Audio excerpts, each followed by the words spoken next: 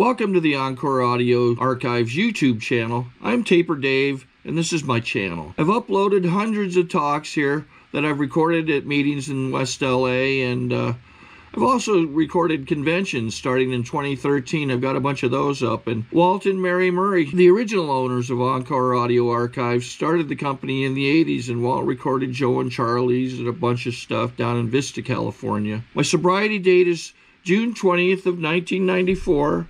I hope you find something you like, so please like and subscribe to my channel and comment down below. If you want to hear something that I don't have or that you don't see, I'll see that I get it. Anyways, take care and have a great day if you want to.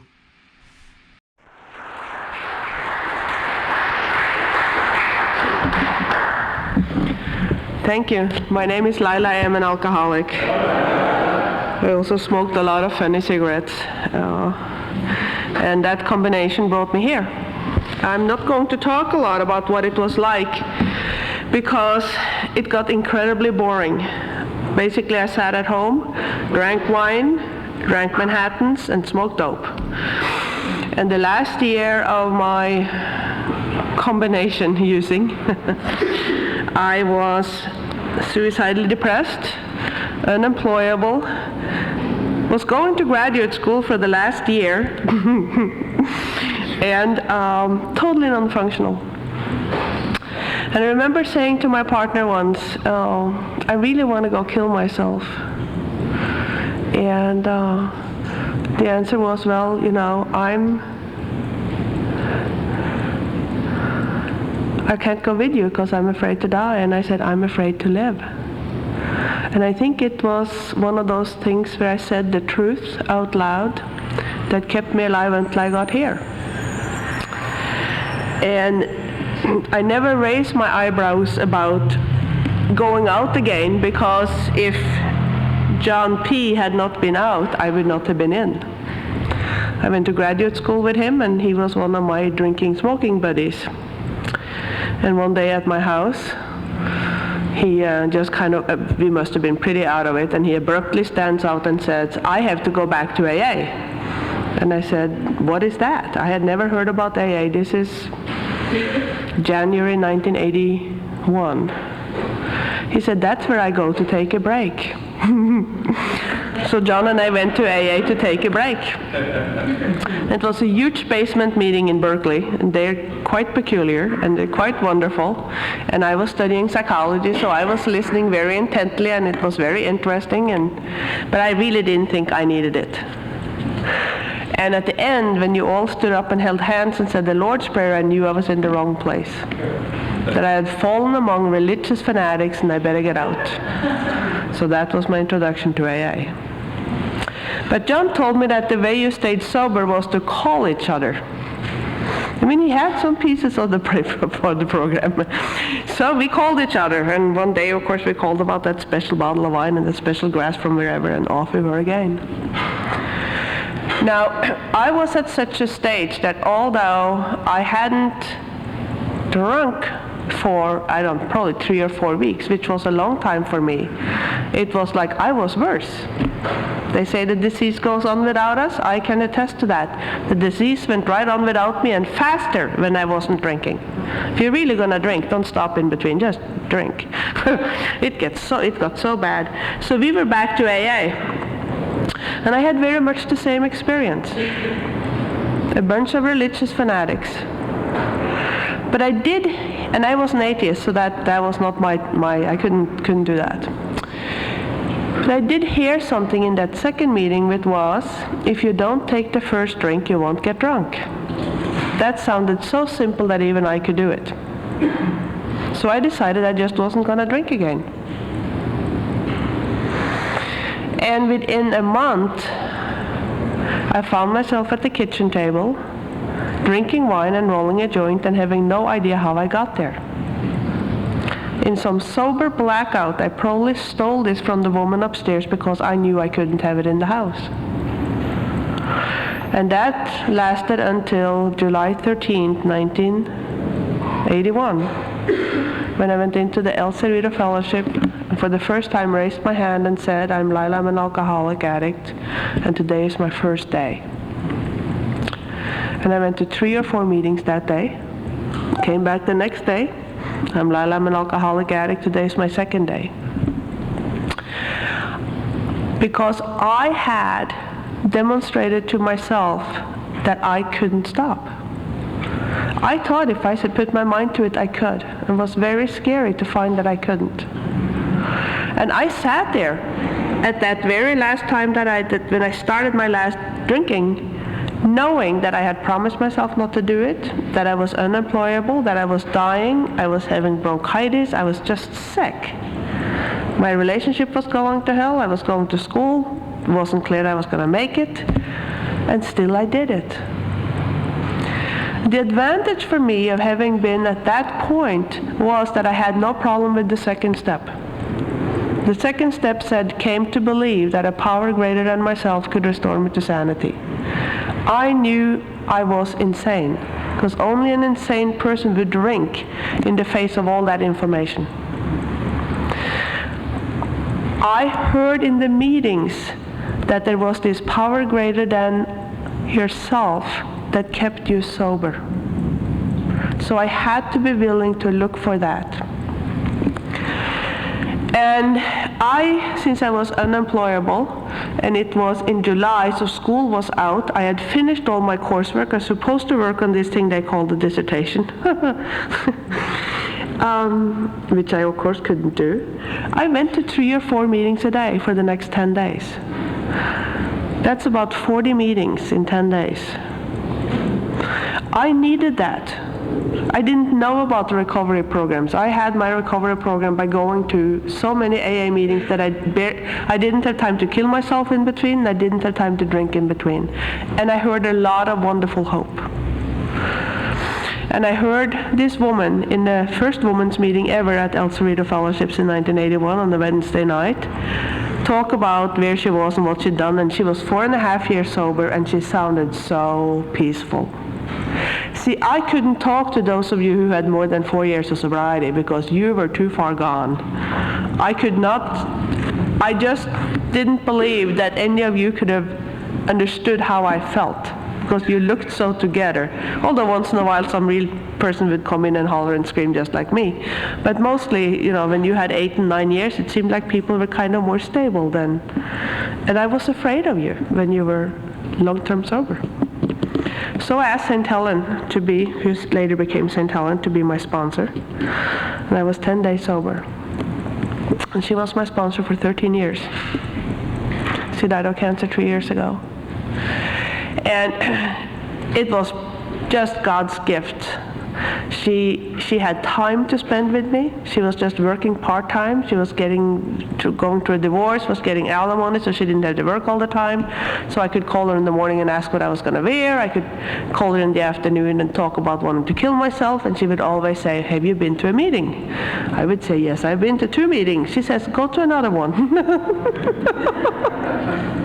She never tried to just fix it. She always said, "Go to a meeting. That's where the most of God is."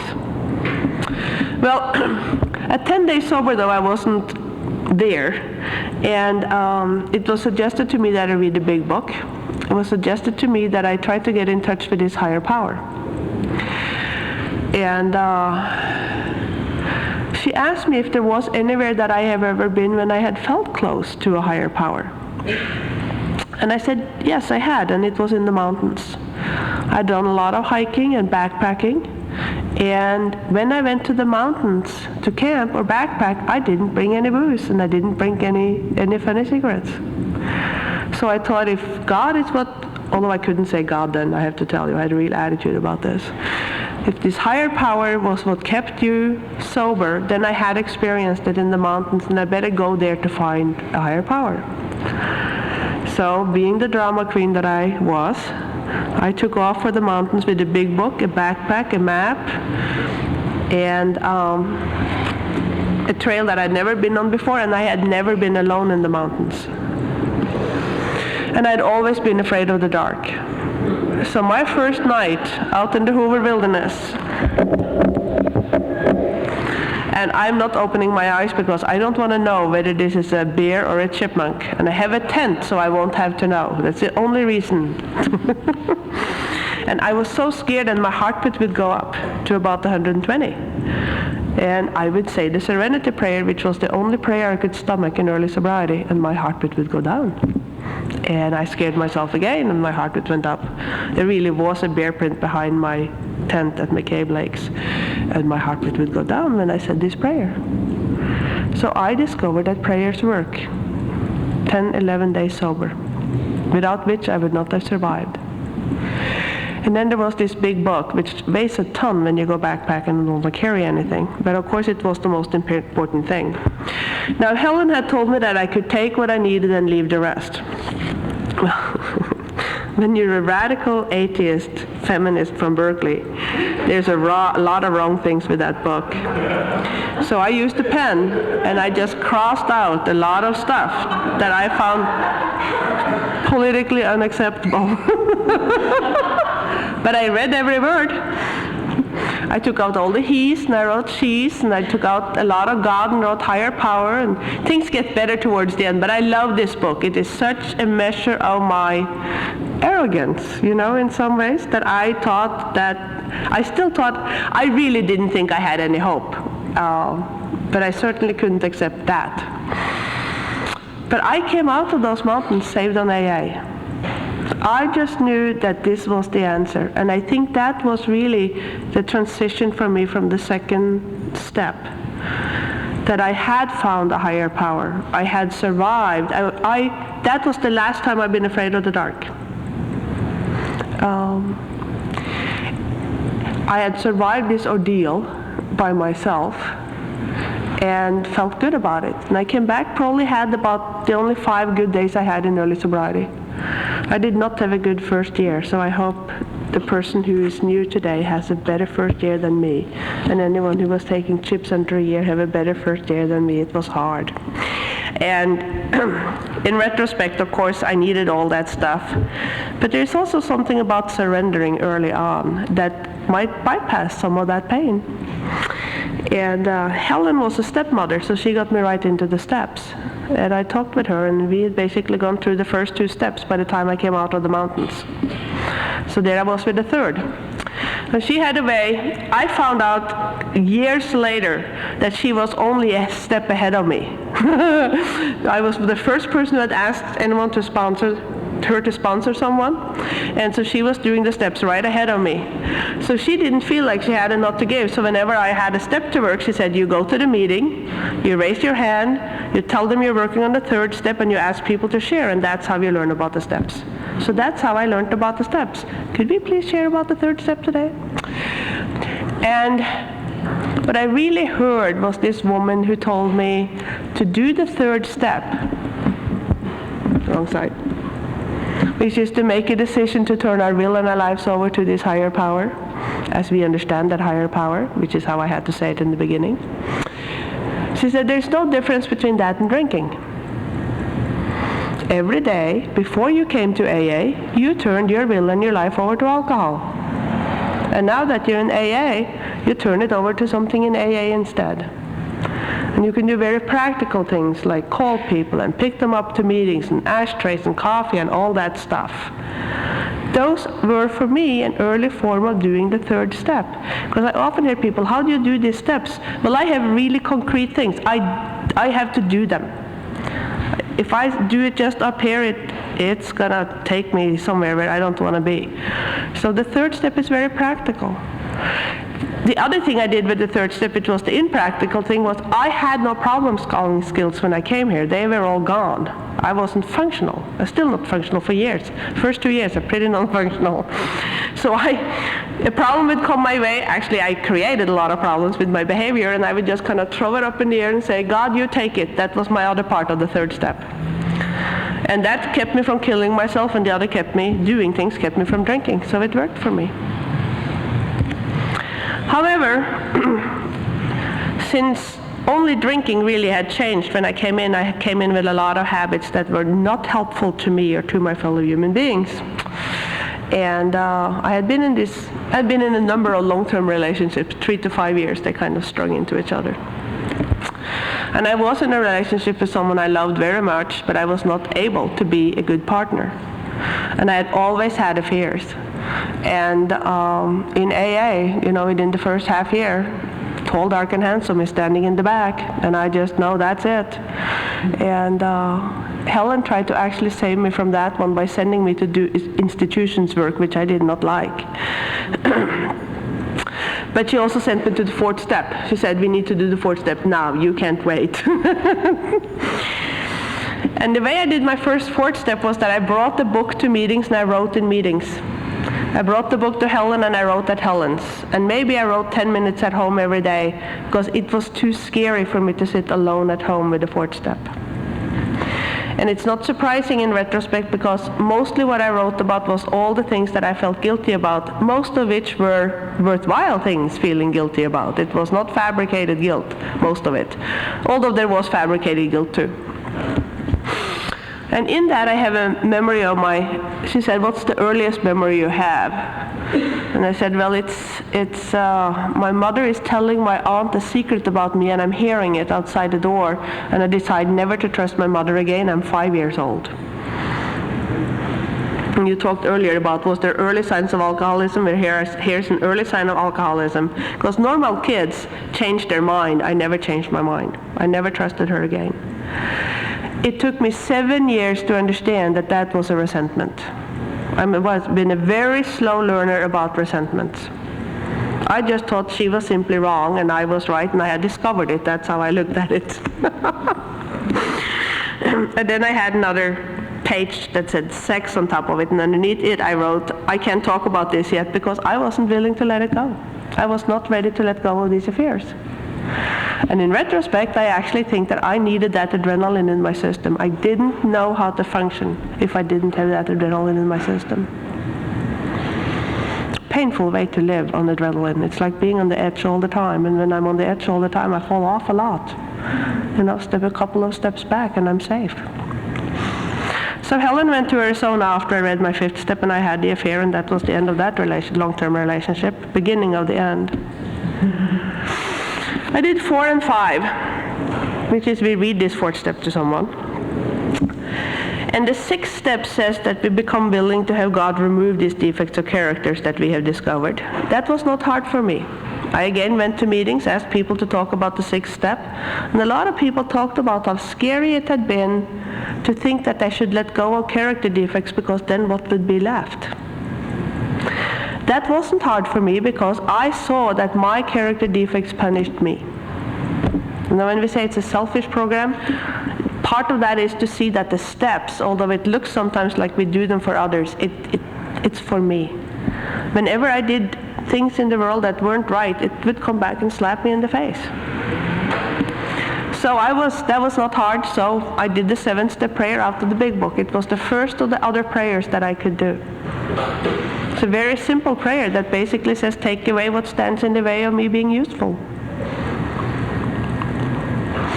And then I took a look at the 8th and the 9th step, which was probably a mistake to look 2 steps at a time. Only look 1 step at a time. Because I looked at the 9th step that says we went and make amends, and I knew I couldn't do it. So I told Helen I need to do another 4th step. So I went back and did another 4th step and another 4th step and another 4th step. I did a lot of 4, 5, 6, 7 for 2 years. And finally St. Helen in a very, very mild manner said, this isn't working for us. Now she didn't fire me, but she said, I'm giving you an assignment to find a backup sponsor to help you through the 9th step, because 8 and 9, because whatever we are doing is not working. Wonder what tipped her off. And of course, she said this about me though, that except for this affair stuff and bouncing checks, the practical stuff I was not very good at. But whatever she told me to do in the program, I would always do it. And of course, in the next meeting, I hear this woman who says, this is how I do the 9th step. It is the cornerstone of my sobriety. So I knew it was the right person. And she said, this is what I do, 4 things. I tell them I'm an alcoholic. I tell them I did these things and I know they were wrong. I tell them I don't do these things anymore because it's been removed in the 7th step. Is that fate or what? And then I asked them what I can do to make up for it. I could do that. So I had a little list. I wrote down all the people, and then I wrote kind of according to this formula. And I made my first 12-step call to my former husband, and he said, "Oh, you don't have to do that." And I screamed at him, "Oh, yes, I do," because I couldn't go back to this 9-step sponsor and tell her I hadn't done it. She was a tough cookie. So I made it through my first 9-step sometime in 2 years sober, January, probably February of 1983. And immediately I was rewarded by a lover who had been to Al-Anon, who insisted that it was time for me to become a responsible contributor to the household, which I knew I couldn't do. And I was just in an incredible, painful pit inside for a couple of months in 1983, 2 years sober. Was really another one of my real bad dips, because I had finished all this coursework towards a PhD, but I had never written a dissertation. I didn't think I could write a dissertation. We don't write dissertations where I come from. We don't go to college where I come from. So I couldn't do it. And I lived in Berkeley. I had no other skills. And living in Berkeley, if you've been trained to go in and work in academia and not have the qualifications, there's absolutely nothing I could do. But at some point I had worked with this strange little outfit as a consultant. I had 5 sane days every year in early sobriety, and I did consulting work because of some people I knew. And then after that I'd be in bed with the sheets over my head. And Flaming Rainbow University in Stillwell, Oklahoma, wanted me to come work with them for a couple of years and help them get accredited, because I have a knack for translating non-traditional education into accreditation terms. I didn't want to go. No radical feminist from Berkeley wants to go to Stillwell, Oklahoma. And I didn't have a choice, basically. It was either that or out on the street, since I was supposed to be a contributing member in the family. So I drove to Oklahoma, 2.5 years sober, and I cried the entire way. I can still remember the hotel at the bottom of Tehachapi, where I stayed the first night, knowing that I was just leaving life as I knew it. And actually I was leaving life as I knew it. And while I was in Oklahoma, this divorce that should have happened probably years ago because of my bad behavior happened. When I was 3 years sober. And I went into my second suicidal period in sobriety.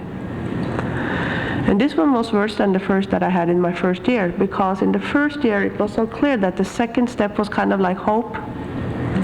And now it felt like I'd been such a good AA for 3 years, meaning I hadn't drunk. That's being a good AA. And I was rewarded with all these things being taken away from me. Not while drinking, in sobriety. And on one of those suicidal trips back to Berkeley, Crazy Art came up to me in the meeting and said, "Read this, it's a little red book." And I looked at it, and it was called How to Break Your Addiction to Another Person. I'm sitting in a puddle of tears in my old fellowship where they all knew me, and he could, how dare he suggest that my love is an addiction. But the little voice that I had never heard, you all said, one day you'll hear this little voice and it'll kind of be calming. And this little voice came up and said, "Who are you to reject help in the state you are in?" Good point. I took the book, went back to Oklahoma, read it, and it became the foundation for another 4th step. This was a book where this therapist gave all these examples of clients he had worked with that were in bad relationships but couldn't leave. I was in a bad relationship because I was the only one left in that relationship. They were out having fun, and now they'd been gone for half a year. That's a bad relationship. So I wrote and I cried and I wrote and I cried and I wrote and I cried. And in this writing, I had another memory, and I'm sitting in the big bed with my father, 3.5 years old, waiting for my mother to come home from the hospital with my newborn sister. And I don't want either one of them to come home because I don't want to share him anymore. Now, don't ask me where this Freudian stuff comes from. I just wrote it and cried and cried and cried. I still do not understand that I have a resentment against my mother. You know, I'm really dense about this resentment stuff. But I read this 4th step that I've written on relationships. I talked about every relationship I've had that I could remember from when I was born and up, to Bruce, who heard all my steps in Oklahoma. And I did right to 6 and 7, no problem at all. And now I go right to 8. Do not hesitate for a second, because if I do, I probably might still get scared. Somewhere in my family or in my background, it's totally unacceptable to say you're wrong. Not to mention being wrong. So I made a list of all the people I had harmed that I saw in this 4th step, which was a pretty long list. And then, for the first time, I put myself on my list to make amends.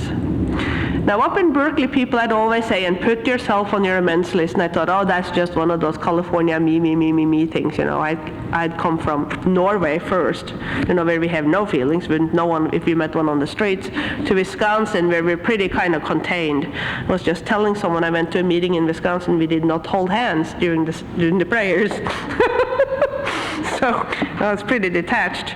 And here I am, having to make amends to myself. And I had a really interesting amend there, because what was clear from all of this, and especially all this stuff with being 3.5 and not liking my mother, I bought a doll that I called Little Laila. Little Laila is very dirty because Little Laila had been with me a lot of places now. And when I would get scared, I would just take Little Laila and I'd put her on, I carried her to meetings, which really bothered people a lot, that someone 3.5 years sober carried the doll to a meeting. And that was not my problem, that's their problem. Bob Earl talks in his things, you know, being 20 years sober and carrying a teddy bear, so. I carried it to meetings, and at this time this accreditation team that came in for whom I had been working came, and if they had known that I drove to work every day with a little doll on my stomach, I don't know if we would have passed, but we passed. And that 9th step to myself and that 4th step on relationship stopped this having affairs behavior that had been a compulsive sex behavior. I had done 4th step on sex that didn't work. I was very disappointed. Actually, maybe I was relieved, who knows. In early sobriety, it didn't work. But after that one, I never had one of those again. And I actually had a relationship with someone in Oklahoma for about 3 years. That is probably where I was actually a good partner, which had never been the case before. I couldn't do it even if I wanted to, any more than I could stop drinking when I wanted to. So that was the miracle of that 4th step, which, by the way, it took 4.5 hours to read as a 5th step. Never before, never since, maybe again, who knows, will I have to do such a 4th step. So this little institution got accredited, and Stillwell, Oklahoma has 2,000 people, I'll have you know. Tahlequah has 15.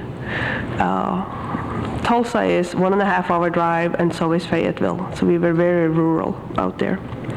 And I still don't like living there. And the institution offers me to write my dissertation about them. Am I grateful? No. Do I want to be in Oklahoma? No. But I write. And so I write and I write and I write and I write, and suddenly I have 500 pages written. Because they gave me time. And there was nothing else to do. And I can see that I'm actually going to be done. I'm 4.5 years sober and I'm starting to look for work. Now I won't back to California, but I'll settle for Arizona, Oregon, some West Coast state. Because I did so much drinking during graduate school, I borrowed a lot of money. So I know that I cannot survive on a regular faculty salary. I have to get an administrative job when I finish this PhD. An administrative job for which I am not qualified. But I send out resumes and I get rejections, and I send out resumes and I get rejections. 74 resumes did I send out in that half year. And then they called me from Pasadena. And they say, we like what you've sent us and we'd like to interview you if you finish your PhD by X date. Well, that happened to be the graduation date. And so I worked. And this is how I got done. Since there are no secretarial services where we were, I did it all myself with this Cherokee woman who was just wonderful. And I was up for 48 hours with no sleep finishing this dissertation. Got it in the box, drove directly to Tulsa, got on the airplane, flew to San Francisco, partied all night with my AA friends, walked around the next day, collected signatures, and graduated. And then the next day, and partied some more. The next day, I fly to Pasadena for 8 hours of interviews for this academic dean's job for which I'm not qualified. And it's my first days without cigarettes because I promised myself I stopped smoking when I finished my dissertation.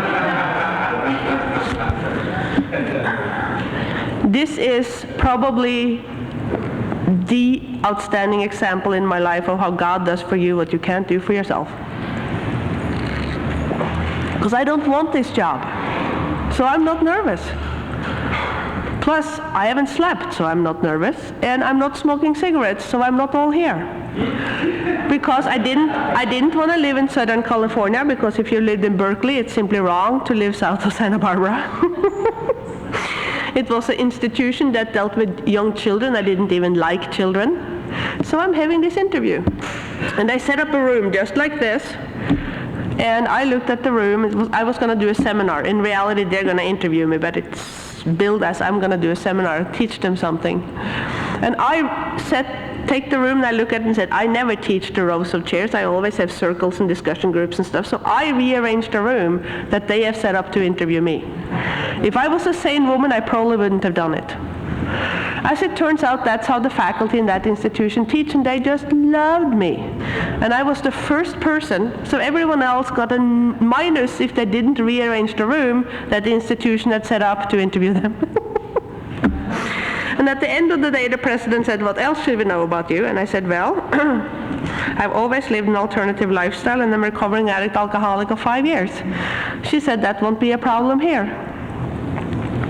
Turns out this is a Quaker-based institution, and they were just happy to have another difference to see if we all could get together without war and, live in peace and harmony and all that stuff.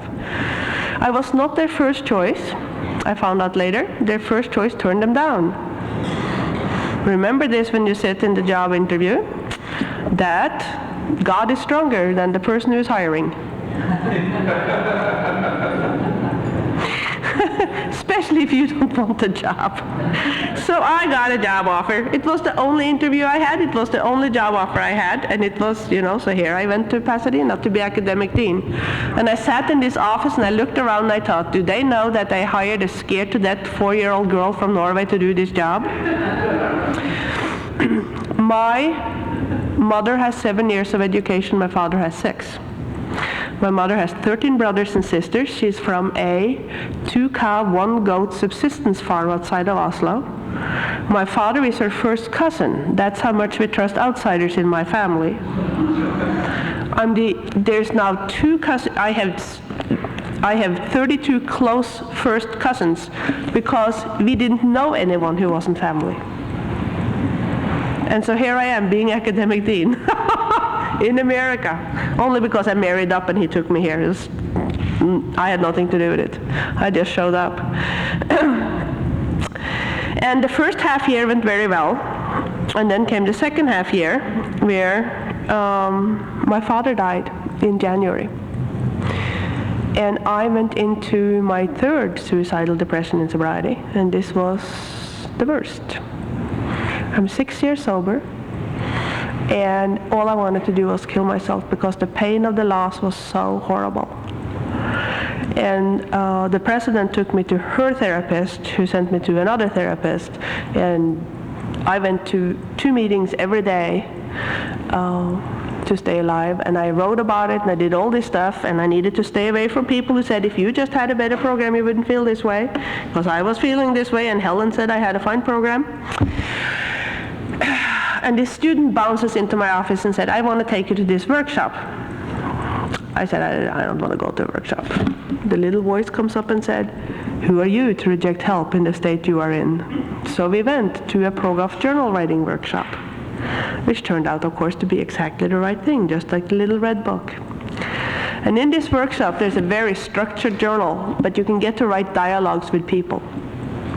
And I wrote a lot of dialogues with my father. I wrote a lot of dialogues with my mother, with my sister, with my da-da-da-da-da-da-da-da. And in all of this writing, and all of this therapy, and all of these meetings over the next half year, I get it that I have a resentment against my mother. and I'm 7 years sober. And I look at this not pretty picture of how I went home, and I could either say car, mink coat, or telephone, and they would fight. And how I never was with her, because all I really wanted to do, my father really is an incredible, wonderful, wonderful man. Ethical, warm, but I was just too attached to him. Like, to the exclusion of anyone else. I had no other family in this huge family.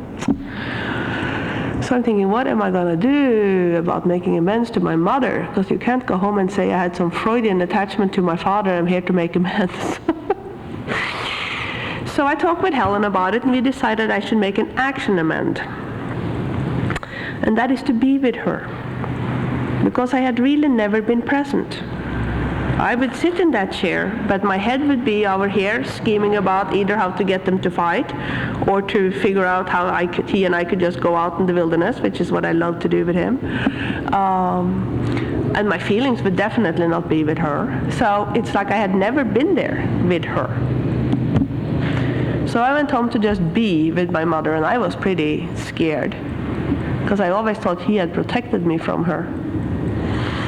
And it was a summer when it rained every day except one day. We're in this little rustic cabin up in the mountains, and the day goes like, get up, have coffee, chat about the family, totally gossipy stuff, go for a run, have lunch, go visit relatives, have dinner, play cards, go to bed. That's it.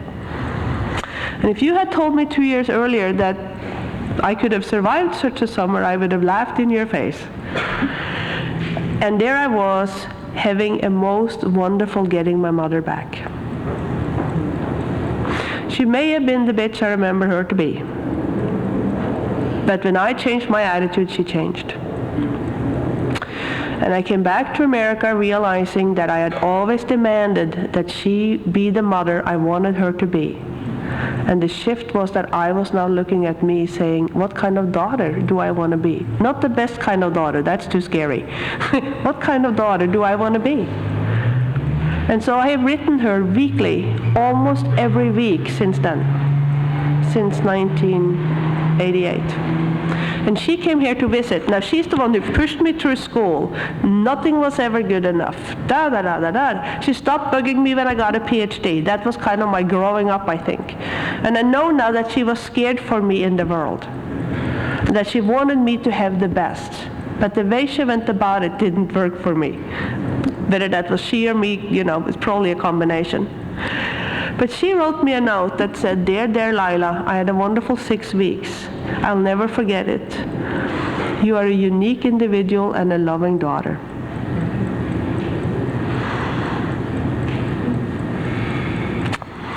And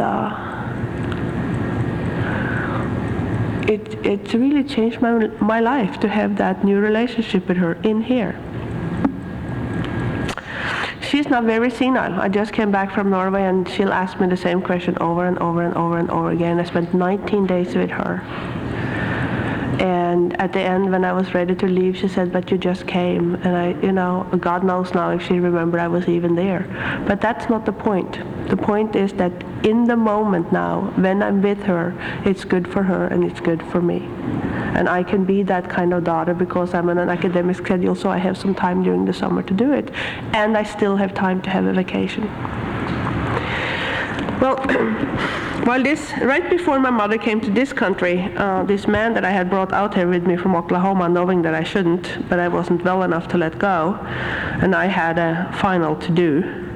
And after a brief discussion about whose apartment it really was, he moved out. And I wrote probably my first really angry fourth step. SOB this, SOB that, SOB, all the things that he had done that was wrong. And I flew up to Helen and gave it to her. And at the end of it, we go right to the 8th step. We know me, we don't stop. And I said, I don't think I owe him anything. Always check that out with your sponsor. She said, I don't think you owe him anything either. The little voice came up and said, maybe you owe him to tell him what it was like living with him. It isn't in the spirit of the 9th step, to call someone up and say, hey, you son of a, I'll read you my 4th step that I did when you left. So, no. But the 8th step is really wonderful, and it's a rather overlooked step sometimes, I think, in AA. It just says we make the list and we be willing. So I was willing. Well, 3 weeks later he called, and he says, I'm now in therapy. My therapist and I would like you to come tell us what it was like living with me. God calls, I'll go. So I checked this out with Helen so I wouldn't go in and do some punitive thing, which then I had to make amends for again. And we agreed that it was fine for me to go in and read from my journals, because I had reams of journals about, and I just went through all my journals and put a little yellow tab on all the SOB things he had done, and I came to therapy. And read for an hour, then the therapist says, let's take a month's break and then you can come back, and then I came back. And in the middle of that second reading, the therapist somehow got whatever it was he wanted to get. And I closed my book and I was done. And I didn't even get to that SOB 4th step, because that was the last thing I wrote. And it wasn't about that. But it was about the fact that I had been afraid to say to him, I feel really hurt about this. Or, anyway. So, and then I was able to look at him, and for the first time in my life I said to someone, I don't want to hear from you and I don't want to see you. From what I had read, there was no reason in the world this man and I should have a relationship. And it was a very scary thing, because if I can say that to you, guess what? You could say that to me. And I somehow come to the place where I really believe, and please God, keep this very stable in me, that people come when they're supposed to and they leave when they're supposed to. It doesn't mean that I'm not supposed to kind of check out if this is really what's supposed to happen. It took me forever to understand when I said, if you want to understand what God's will for you, walk out the door, when you hit the wall, turn left. And I never understood what that meant. Today I do. I come up to a wall. I thought I was going to go through this wall, but there it is. So I knock 3 times. And if I try to do something 3 times and it doesn't work, I know I'm not supposed to. I just turn left and I do something else. That has made life a lot easier. About the same time as all this happened, I also went to another journal workshop that I had at my house for a while. And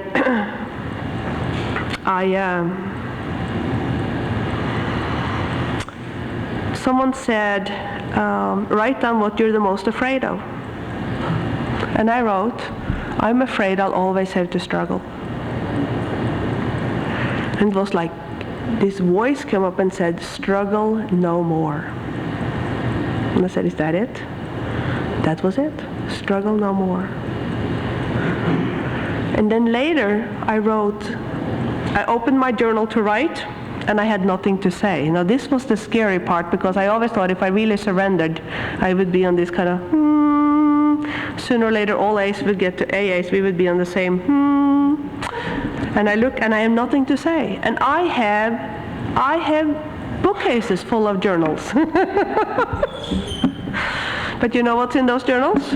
Problem this, issue that, anxiety this, pain that, fear this. It's all crud. I can't remember really having pulled out the journal and sitting down and writing joyful things on a regular basis. So I'm opening this journal and I have nothing to say, because when I surrendered, when I said, okay, I won't struggle, I will really believe that you are there for me, I didn't know what to do.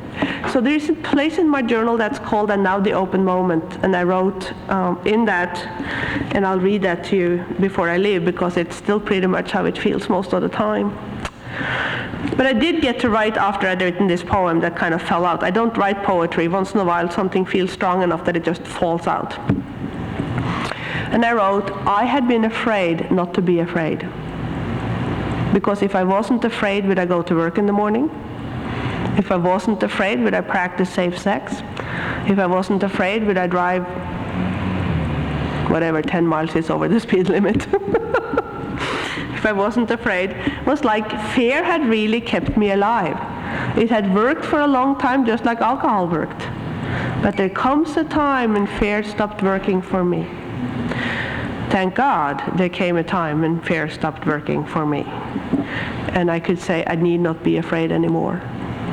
Because what happened is that when I look at these 4 steps, I've probably done about 14 4 steps over this period of time, 4 to 9. The first God I had in Alcoholics Anonymous, the first couple of years, was the God of alcoholism and parking places. I didn't drink, and I always got a parking place because I was too crazy to walk. When I went to Oklahoma, I needed a bigger God. First, because I felt such a loss, which was my problem. If I had a better attitude, I'd had a better time. But I couldn't do that yet. I was not spiritually fit yet that I could change my attitude. But I needed a bigger God. And I found that bigger God when I did that 4th step on relationships.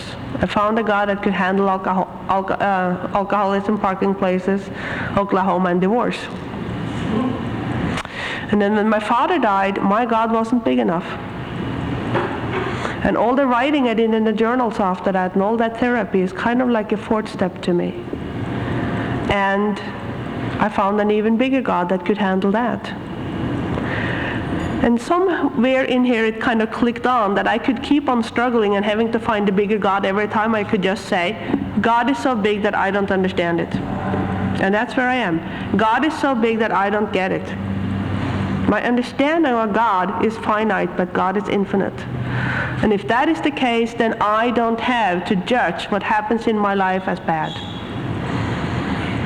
I can look at it as for my good, or I can look at it as neutral, like it's interesting. When I say it's interesting, it means I'm not sure yet whether or not this is good or what it is.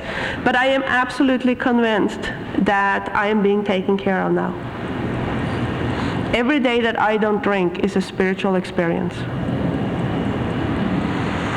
And it doesn't mean that it's been easy. But what happened when I surrendered to God being so all-powerful that I needn't worry about it anymore, and that when things happen, they're for the good, was that I stopped having to defend myself against the world. And instead I could just be in the world. And it's such a difference to stand like this or to be like this that I can barely explain it to you. Helen once said, you seem to have gotten everything you wanted from sobriety. And I thought, I didn't want anything because I didn't know. I wasn't healthy enough to have a good goal. I couldn't do it. I was unemployable for 2 years in sobriety. So I've had interesting things happen, and in some ways the greatest test, if you will, of this new serenity of mine is when Helen discovered that she had lung cancer in 2 years ago, and I went to see her, and she hadn't been well for over half a year, and I just knew this wasn't going to last long, and she died less than 5 months later. And instead of waiting, I immediately went to therapy. I immediately upped my meetings. And I'm one of these people who once in a while go on had to go on antidepressants, and I did go on an antidepressant so I wouldn't be suicidal, and I did it for a year. And I never went to that place that I've gone every other time when I've had a loss. I had a normal grief. It was hard, it was heavy, but it was normal. And that's probably what has happened. I also found a new love about 8 years ago, and it was all wrong. Believe me, it was all wrong. And finally Helen said, you're a different person now, maybe it's okay. I thought, I don't want to get into this. I'm so serene, I don't want to find anyone new. And it's been a relationship that's gotten better and better and better every year. Because I'm able to be a good partner, and I know that God is in charge, and God and I are really okay by ourselves, and therefore there's room for this love. So let me read this poem about how things are, and remind you to tell the people you love, I love you today, because you don't know where they're going to be tomorrow. So, the open moment I wrote, peace on earth, peace in me. Peace abounds, there is no next, there is only now, be still. Out of the darkness, radiant light to touch my soul. Mother of pearl, beauty rests in my eyes. Rainbow shimmers, colors blend. Fantasy gold, open your heart to spirit's pulse. I am in you. Let there be dawn of shadows born, all is one. Home, I am home, in harmony glow stars in me. Empty no more, full with life. Gratitude be, mystery deep. Connections made, I am the way. Woman of God, lift your sight soaring clear. None are your like, sister to all, blood to blood. Share your way and go with me, ever connect stillness to you, that silent bond of silver and mist. You are in truth the universe. Love will empower direction to be, all-encompassing, sleep no more. I love you and thank you for saving my life.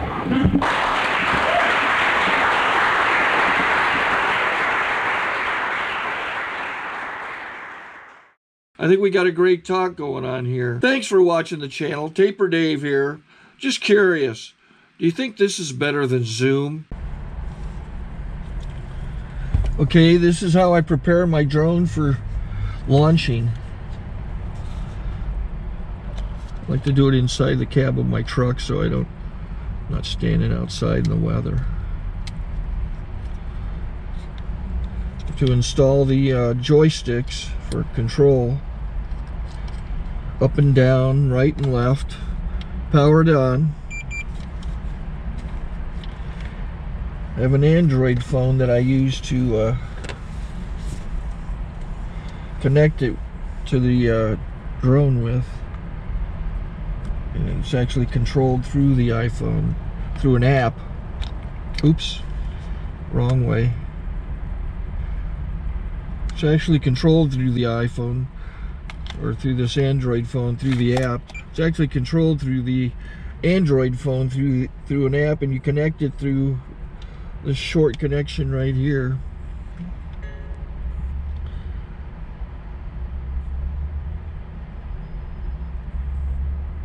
Remote control connected. Remote control's connected. So I pull out the drone. I have to extend the legs. Long legs extended first, then the short legs. Remove the gimbal protector. Set that aside, then power it on one short burst and one long burst. I lay it down. So I have to go to calibrate. So the drone's not connected yet. It shows you here as this drone gets disconnected, even though the remote's powered on. So the drone has to establish it's connected. So I go into the app to calibration mode. First I'll calibrate the remote controller. Start calibration. Out, in, oop, out, in, up, down, and then this little wheel is to control the gimbal. So it's calibrated.